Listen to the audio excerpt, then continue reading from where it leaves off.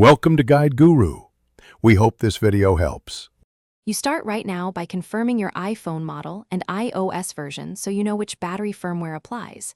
Back up the device to iCloud or Finder. Once done, make sure the backup completes. Charge to over 20% or plug in a light. This prevents shutdown during diagnostics. Gather tools, a pentalobe screwdriver and a spudger. These first steps avoid data loss and allow safe disassembly. Do not proceed until backup and charge are verified. Once done with prep, check settings battery health and read the unverified message.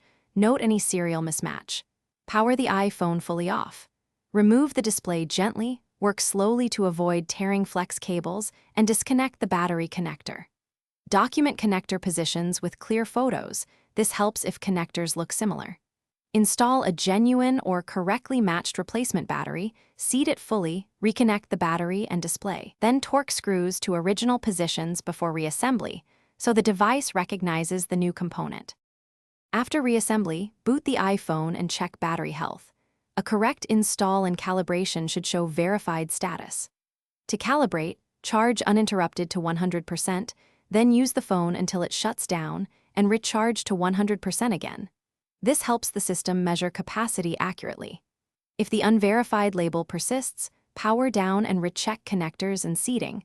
Once connectors are confirmed, consider reflash options if you have tools, or take it to Apple-authorized service. This single troubleshooting step resolves most recognition errors.